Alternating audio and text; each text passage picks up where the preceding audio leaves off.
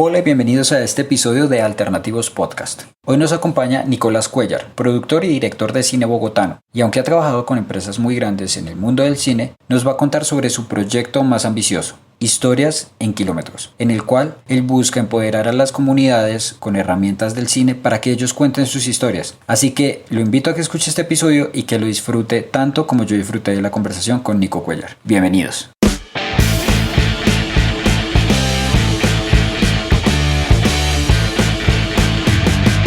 Esto es Alternativos. Hola Nicolás, muy buenos días y bienvenido a Alternativos Podcast. ¿Cómo está usted hoy? Muy bien, Eduardo, muchas gracias por la invitación. Bueno, pues Nicolás, como lo presentamos hace un momento, es cineasta, productor de cine también, Director y productor de cine, sí. director y productor de cine, y además de eso tiene un proyecto muy bonito del cual vamos a hablar en un segundo, en el cual utilizó el cine para que las personas empezaran a contar sus historias de una manera distinta, generando también una metodología, entiendo, ¿cierto?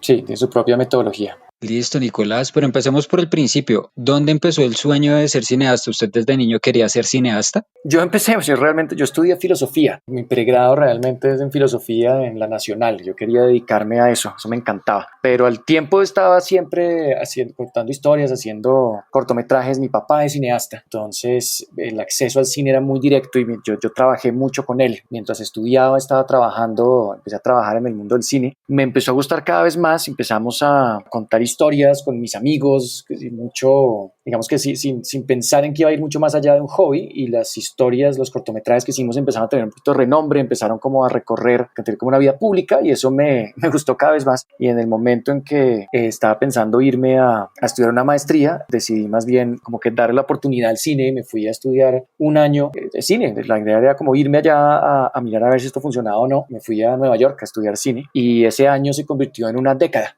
Me quedé 10 años allá trabajando en cine y pues creo que nunca volví a mirar atrás. Sí, como que me volví, mi vida ahora se dedica a contar historias a través del audiovisual. Nicolás, y usted que ya había tenido como esa experiencia de su papá, a nosotros nos han vendido la idea, o lo entendemos de esa manera, como que el cine es algo muy difícil de hacer acá en Colombia. ¿Es eso cierto? Pues más que difícil, es un arte que generalmente, digamos que el acceso requiere de mucho privilegio. Yo, por ejemplo, tuve el enorme privilegio de tener un papá que tenía, pues, que tenía cámaras, que sabía de esto, que me aconsejaba y me ayudó muchísimo, muchísimo cuando yo estaba empezando a hacer esto como hobby, además de tener el privilegio enorme de poder acceder a una educación que me permitía, una educación, digamos, secundaria o universidad, que me permitía como tener tiempo y estar pensando en esto y dedicarme a trabajar digamos, en un hobby fuertemente. Entonces yo creo que no es que definitivamente no es difícil. Yo creo que eso es en últimas de donde viene Historias en Kilómetros, sino que está como cubierta de una tela, como de una capa imaginaria de privilegio. O sea, todos pensamos que la única forma de hacer cine es a través de un gran privilegio, de estudiar cine o de poder tener tiempo de dedicarle al cine y de hacer absolutamente nada más, que en últimas pues lo hace claramente más fácil. Es mi historia. La razón por la cual soy cineasta es porque estoy rodeado de unos privilegios que me permitieron hacerlo digamos que me permitieron acceder a él sin muchas dificultades. Entonces yo creo que eso es lo importante tener siempre en cuenta. Ese privilegio, cuando uno elimina esa capa, uno inmediatamente puede entender que se puede hacer cine en cualquier momento, bajo cualquier circunstancia. Pero si uno quiere hacerlo, hay que encontrar la forma de poder entablar una conversación y empezar a practicar. ¿Cómo fue o cómo fueron sus primeras experiencias haciendo cine? ¿En dónde fueron? ¿Cuáles fueron los temas de los que habló en sus primeras películas y cortometrajes que hacía con sus amigos? Esos eran escritos por nosotros, muchos eran de entre misterio, comedia, cortometrajes, todos de ficción en un principio. Historias que nos sentábamos a escribir con amigos que filmábamos como en el mismo grupo. Historias que no son particularmente, digamos que relevantes o interesantes en este momento, pero que nos divirtieron muchísimo y nos dieron cada vez más ganas de seguir contando historias. ¿Y esa década en Nueva York, cómo fue? Eso fue pues una delicia, la verdad. Eso sí lo disfruté muchísimo. Fue un momento en donde digamos que nos dedicamos, toda la gente que estaba allá, estábamos dedicados a vivir haciendo cine. Entonces la universidad era una universidad muy práctica. Nos daban equipos y nos permitían salir a filmar alrededor de la ciudad.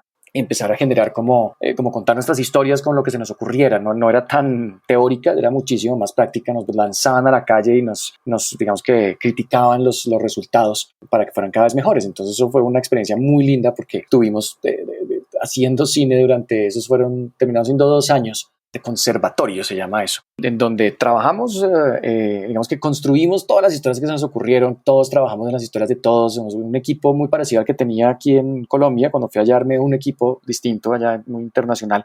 Y eso me permitió, yo creo que a los 2 o 3 años de estar trabajando allá, empezar a viajar, porque en el momento en que empezamos a buscar sobrevivir del cine, que es como el siguiente gran reto de todo cineasta, primero es hacer cine y después cómo hacer que uno pueda sostenerse del cine que hace. Entonces empezamos a buscar cómo podíamos sostenernos y yo encontré un nicho muy interesante que era el de, por un lado, la edición y por otro lado, la producción de documentales alrededor del mundo, con productoras que querían contar historias de diferentes comunidades alrededor del mundo. Entonces empecé a viajar muchísimo. Yo duré los últimos 6 años de mi vida allá, cuando la base era en Nueva York. Los pasé viajando el 90% del tiempo. Yo no me quedaba quieto más de un mes y ya estaba en otro lugar, llegando a entender un poquito, digamos, el contexto, la rutina, el idioma del sitio donde yo llegaba y a construir un equipo de productores siempre jóvenes, personas que querían hacer cine, que tenían experiencia, pero que estaban apenas empezando. Y nos reuníamos y empezábamos a mirar a ver qué tipo de historias queríamos contar, se podían contar en estos lugares y empezábamos a generar productos audiovisuales de diferentes estilos. Hicimos muchísimos cortometrajes, claramente, documentales, pero también hicimos muchas historias de ficción, series de ficción, productos de multimedia. Entonces eso fue realmente toda la experiencia en el exterior. Porque me encontré trabajando cada vez más acá. Fue una cosa muy orgánica. Yo trabajando alrededor del mundo, lo que me encontraba siempre era que pues hacía este tipo de proyectos, como le contaba, en donde me encontraba con personas con las que, digamos que hablábamos mucho de dejar una capacidad instalada, pero nunca de suficiente tiempo. Siempre como que generábamos productos audiovisuales que ya estaban pensados. Yo como director en ese momento y como productor entraba a trabajar historias que ya tenía concebidas con nuestro equipo de producción y con digamos que los clientes. Entonces los productos como que se generaban con ayuda de estos equipos locales, pero no necesariamente se quedaba una gran capacidad instalada. Entonces cuando empecé a hacer eso aquí en Colombia, cuando hice un par de veces esto en Colombia con equipos locales de acá, me dieron muchas ganas de seguir en contacto con ellos. Yo en el resto de los países sigo en contacto, pero no seguimos trabajando necesariamente en cine todos los equipos. En Colombia decidí cambiar eso y empecé seguir en contacto con ellos, incluso viviendo en el exterior. Empecé a hablar con ellos cada vez más, empecé a darme cuenta que a través de llamadas telefónicas, mensajitos de WhatsApp, de charlas por Skype, ellos empezaban a tener como la respuesta a sus preguntas y eso empezaba a generar un mejor cine del lado de ellos, cine muy independiente, cine hecho por ellos, pequeños documentales o pequeñas ficciones hechas por ellos que estaban cada vez mejor porque entablábamos una conversación, no solo conmigo, sino con otros cineastas cercanos a mí. Y esa experiencia y ver que el resultado era cada vez mejor me hizo, pues primero que todo hizo que apareciera Historias en Kilómetros y eventualmente hizo que me dieran ganas de volver acá a dedicarme de lleno a construir esta metodología. ¿Y esa metodología cómo funciona? ¿Cómo funciona Historias en Kilómetros? Pues Historias en Kilómetros es un laboratorio de formación audiovisual con impacto social. Entonces lo que hacemos es que buscamos constantemente equipos de personas que quieran volver, contar sus historias a través del cine. Y estas personas, cuando nos encontramos con ellas, lo que hacemos es que les entregamos lo que hacemos es que las ponemos en contacto con formadores profesionales, con realmente cineastas profesionales alrededor del mundo, que se conectan en mesas redondas virtuales para hablar con estos equipos y entregarles las herramientas que ellos necesitan para que cuenten sus propias historias. Entonces, en últimas, este laboratorio lo que hace es que le entrega las herramientas necesarias a cada equipo local, herramientas personalizadas, para que logren generar el tipo de cine que ellos requieren para contar la historia de su comunidad y que se puede generar en el espacio en el que está. Esto es súper importante. Esa personalización es muy importante porque no es lo mismo hacer cine en Bogotá o en Nueva York o en Cali que hacer cine en Tumaco o en Buenaventura o en una zona rural de Caquetá. Cada lugar requiere de una estructura narrativa distinta que solamente conoce las personas que viven allá, que empiezan a entender lo que significa hacer cine. Y eso es lo que hace Historias en Kilómetros. Les entrega las herramientas para que encuentren su propia narrativa y empiecen a contar sus propias historias. ¿En qué momento usted dijo, voy a hacer de mi carrera una metodología para otras personas? Porque entiendo yo que ya en Nueva York, ya viviendo literalmente el American Dream, de estar en Nueva York haciendo cine, viviendo el cine, viajando por todo el mundo, pero pues con sede en Estados Unidos. ¿En qué momento usted dio el giro de tuerca para decir, quiero que las personas que están en Tumaco o en el Chocó o en el Caquetá o en Ecuador o en donde sea, tengan una herramienta para contar sus historias? Pues eso fue muy orgánico. Yo como cineasta tengo un cierto tipo de historias que yo quiero contar, que son mis historias. Pero cuando me encontraba contando las historias de una comunidad en algún lugar del mundo, me daba cuenta que lo más interesante que surgía de esa narrativa no venía de mí, sino de las personas que estaban alrededor mío, que daban sus experiencias, que contaban realmente lo que estaba pasando, a lo que yo pues no podía acceder porque no era mi comunidad. Entonces, de una manera muy orgánica, empecé a concentrarme cada vez más en ese aspecto. No en, digamos que en las herramientas cinematográficas que yo conocía, que podía, digamos que, utilizar en cualquier lugar del mundo, sino en entregarle esas herramientas y en enseñar ese proceso a las personas que tenían la historia muy íntima, una forma muy íntima de contar lo que estaba pasando en cada lugar. Estamos hablando de historias de contextualización, historias de cosas que uno mira e inmediatamente siente que está en diferentes lugares del mundo, que está conociendo historias que no había oído nunca antes. Esas son las historias que realmente como que se le quedan a uno, se le quedan pegadas a uno al cuerpo. Y esas historias se pueden contar solamente por las personas que lo están viviendo, por los protagonistas. Entonces, entre más hacía eso, más me gustaba. Tal vez me gustaba más el resultado, me pareció espectacular. Y tal vez sí, como ver que el cine estaba siendo utilizado por grupos de personas que no pensaban que podían hacer cine, un poco lo que me preguntabas tú al principio, como que la gente piensa, no, el cine es muy difícil, el cine requiere de mucha plata, requiere de mucho tiempo, y tal vez es como una gran pelea frente a eso. Empecé a encontrarme peleando frente a esa concepción y decir como, no, el cine requiere solamente de, pues claro que requiere muchísimo compromiso, pero mientras uno tenga la pasión de hacer cine, no importa la situación en la que uno se encuentre, uno puede generar un tipo de cine original y propio. Y así es como empezó a nacer de una manera cada vez más constante, la idea de mente que empezó siendo Historias en Kilómetros, que ahora se volvió, gracias a todos sus aliados, gracias a las personas que nos están ayudando, gracias al equipo interno que ahora compone Historias en Kilómetros, que lo conoce incluso mejor que yo, gracias a todas estas ayudas que nos han dado, pues ahora se ha vuelto nuestro trabajo de tiempo completo, generar este laboratorio. Hay algo que usted decía ahí que tiene mucho sentido, y es que yo creo que nosotros nos acostumbramos al tipo de cine norteamericano, que es como la misma estructura siempre, y es el cine de los cines, valga la redundancia, o sea, del teatro, de ir con palomitas y gaseosa. Pero hay muchas narrativas que están como bajo la superficie, como más de festivales internacionales, como un poco más lo que pasó con Roma, ¿no? Que usted lo ve y es poner ante la gente una sociedad o una situación que es común, pero volverla una buena historia. Y siento que ese auge se está dando, o sea, como que ya en muchas culturas la gente está empezando a apropiarse de sus propias historias y de la manera en la que cuentan sus historias. Totalmente. Claramente está el cine, sí, el cine hollywoodense es como digamos que el que tiene mayor difusión, más allá de tener el mayor presupuesto, que claramente lo tiene, es el que tiene mayor difusión. Todas las personas ven las películas de superhéroes, eso llega, mejor dicho, hasta el último rincón del planeta. Y uno sabe que hay detrás, lo que dices tú, un mundo de cine más independiente, que tiene una difusión un poquito más local, pero que con ayuda puede llegar, y es la forma, puede llegar a muchísimos lugares del mundo, y es la forma como nosotros conocemos diferentes culturas, conocemos diferentes voces que son cada vez más y que en este momento tienen cada vez más importancia. Pero yo lo llevaría aún más lejos, y es que cuando a mí me pasa mucho que encontramos con Historias en Kilómetros personas que dicen, no, yo no hago cine, yo no sé hacer cine. Pero cuando nos damos cuenta son personas que están grabando videos en YouTube, en Facebook, sobre lo que está pasando con su comunidad, que están contando historias y que son cineastas sin saberlo. Y eso es muy importante. Nosotros consumimos productos audiovisuales constantemente a través de nuestros celulares, y ponerle la atención al tipo de historias que estamos distribuyendo a través de nuestras redes sociales y a través de nuestros espacios como más cotidianos, no solamente esperar a ir a cine, sino qué es lo que veo cuando abro mi computador, qué es lo que veo cuando empiezo a buscar en mi celular. Si me empiezo a encontrar con historias originales, bien construidas, unas narrativas propias de historias cortas pero poderosas, empiezo a poder cambiar la forma como entiendo una comunidad. Entonces, digamos que ese es de alguna manera el objetivo. Como cuando llegamos a una comunidad específica,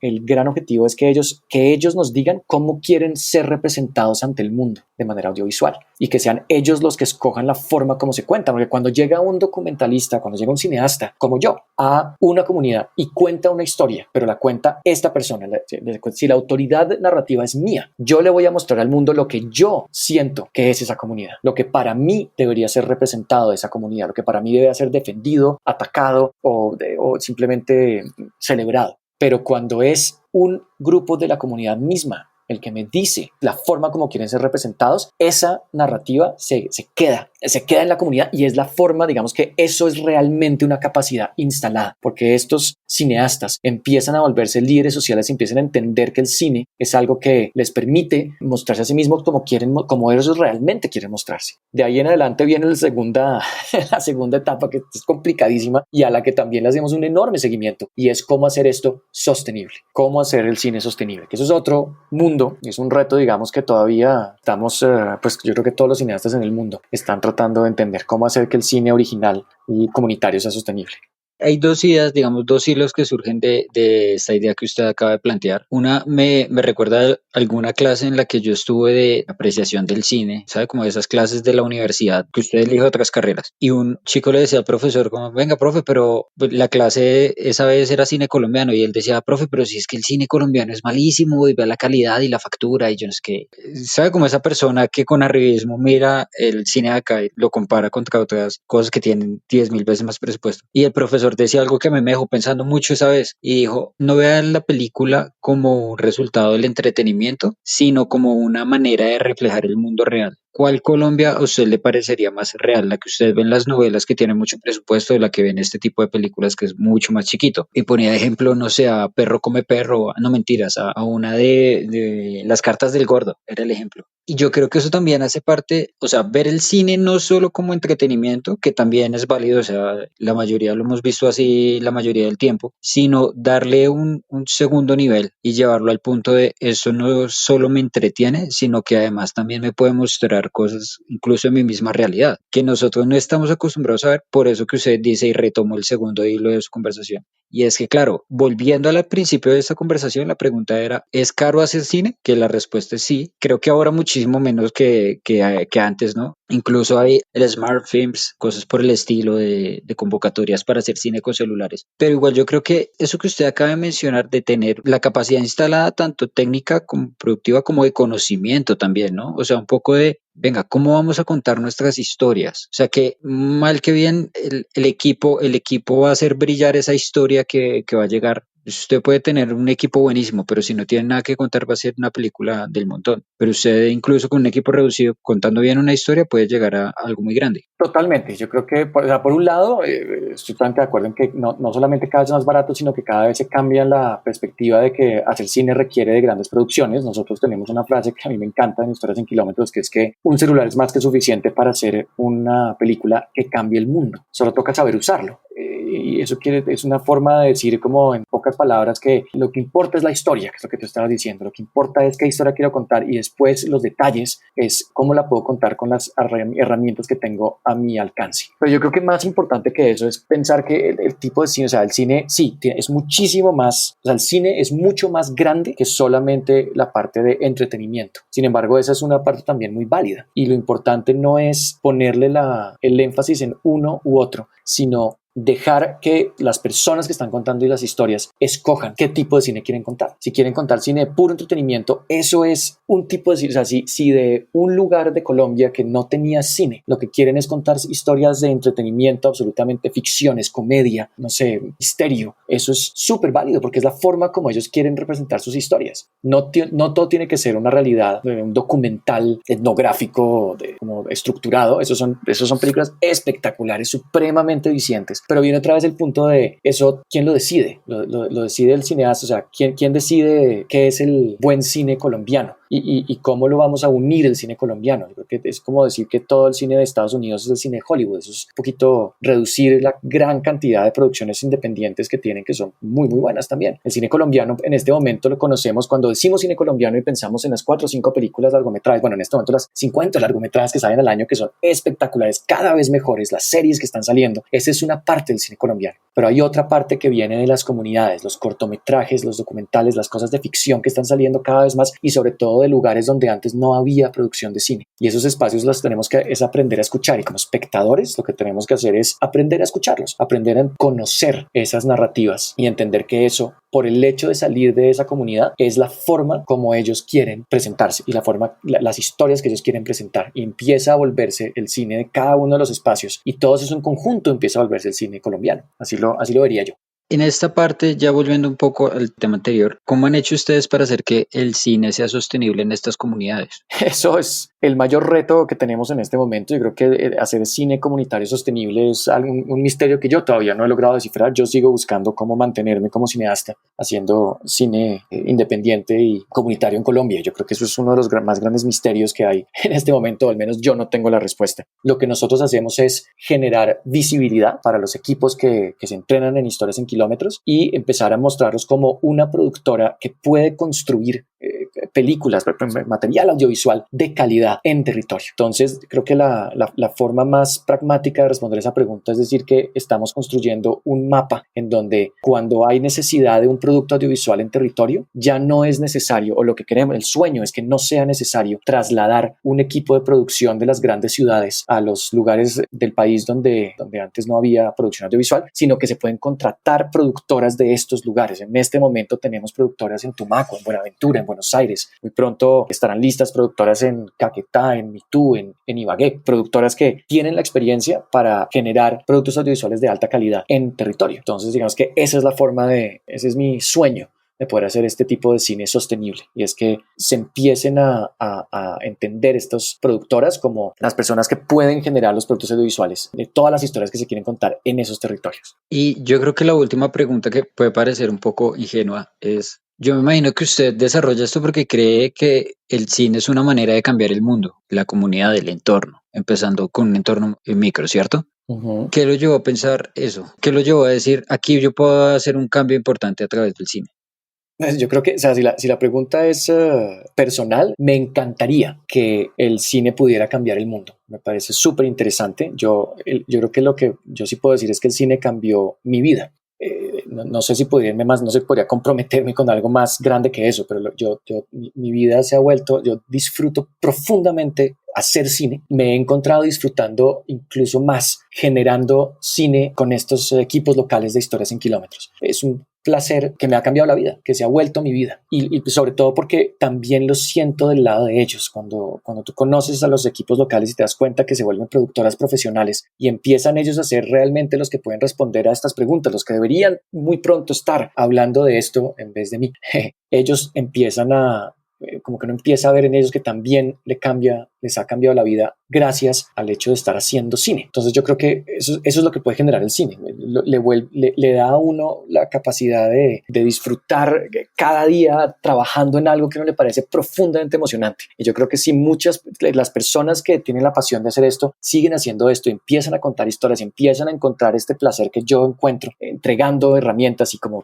generando como que esto sea contagioso, que la gente quiera no solamente ver las historias, sino contar las historias y conocer las historias de diferentes cineastas. Así es como eventualmente puede cambiar el mundo. Entonces yo creo que esa es la forma de que el cine cambie el mundo. Bueno, Nicolás, antes que todo, muchísimas gracias por participar en este episodio. Yo sabía que iba a ser una historia muy inspiradora. De hecho, por eso, como última historia de este formato, del formato que maneja Eduardo Berrío, somos dos directores, Ángelo García y Eduardo Berrío. Cada uno cuenta las historias que le llaman la atención. Y yo quería dejar esta al final porque sentía que era una historia muy bonita para cerrar la primera temporada de Alternativos, por eso quería darle las gracias y pues invitarlo a que nos siga en nuestras redes sociales, Instagram, Facebook como Alternativos Podcast y Distrito Podcast. Muchas gracias por acompañarnos hoy en este episodio y nada, algo más que nos quiera decir para cerrar este último episodio de temporada. Muchísimas gracias a ti, eso sí, qué maravilla, espero que haya cumplido las expectativas que tenías. No, total. Pero esto no, fue un placer. De verdad, muchas gracias por esta invitación y claramente aquí estaré siguiendo este podcast. Bueno, y antes de que se me olvide darle las gracias a todas y cada una de las personas que nos escuchan. Y en las redes sociales me gustaría colocar un par de historias que se hayan dado en este ejercicio de historias en kilómetros. Entonces, no lo diga ahora. Va a ser un regalo que les vamos a dar por interno. En redes vamos a poner una que otra fragmento o el nombre de alguna de estos cortometrajes, cosas que se hayan hecho en Colombia. Y bueno, este es un espacio que tiene a su disposición. Muchísimas gracias, Nicolás. Gracias a ti, Eduardo. Placer. Que estén muy bien.